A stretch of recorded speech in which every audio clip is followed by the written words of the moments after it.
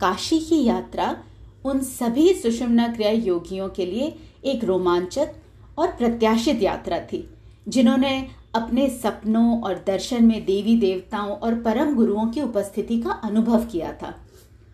उन्होंने परिवहन के विभिन्न साधनों का उपयोग किया, जैसे हवाई जहाज, कार, बस और ट्रेन, और वहां पहुंचे।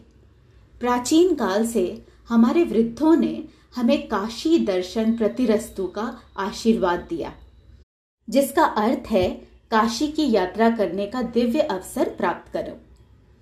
इस आशीर्वाद का गहरा अर्थ था, काशी की पावन भूमि पर कदम रखना परम सौभाग्य माना गया है, क्योंकि काशी की तीर्थ यात्रा अन्य तीर्थों से भिन्न है। पुराने दिनों में जब काशी पहुंचना बेहद मुश्किल था, हर आदमी की आत्मा काशी की यात्रा के लिए पुकारती थी। ये यात्रा पर्यटन के लिए नहीं थी। कई लोग काशी की यात्रा को आत्मा की प्राप्ति और मुक्ति मानते थे। विद्वान लोग जानते थे कि काशी को ब्रह्मा ने नहीं बनाया था, जिसने पूरे ब्रह्मांड को बनाया था, बल्कि स्वयं भगवान शिव ने बनाया था।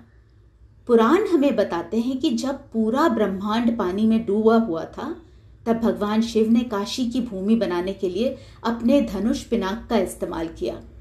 बाद में कई संतों और ऋषियों ने भगवान शिव के ज्योतिर्लिंग के साथ अपनी तपस्या की शक्ति से इसे नीचे उतारा।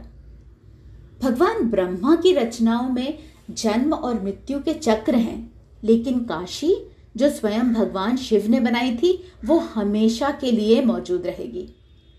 काशी की पावन भूमि पर कदम रखते ही मनुष्य सभी कर्मों से मुक्त हो जाता है। काशी को पंचमुद्रा महास्थानम अर्थात 5 मुद्रा की भूमि के रूप में भी जाना जाता है। खेचरी, भूचारी, मध्य लक्ष्य, षण्मुखी और शांभवी, इन 5 मुद्राओं को पंचमुद्रा कहा जाता है। नागहार अर्थात सांपों की माला से सजाए गए 3 नेत्रों वाले भगवान इस पवित्र स्थान में रहते हैं। ये एक शक्तिशाली स्थान भी है, जहां से सबसे अधिक ज्ञान प्राप्त किया जा सकता है। यहाँ गुरु श्री शंकराचार्य ने शिक्षा प्राप्त की। सारनाथ, जहां भगवान बुद्ध ने अपना उपदेश देना प्रारंभ किया था, वो भी काशी का ही हिस्सा है। ये ज्ञान की भूमि है। संत तुलसीदास द्वारा सबसे प्रसिद्ध श्री रामचरितमानस भी काशी की पवित्र भूमि में ही लिखा गया था।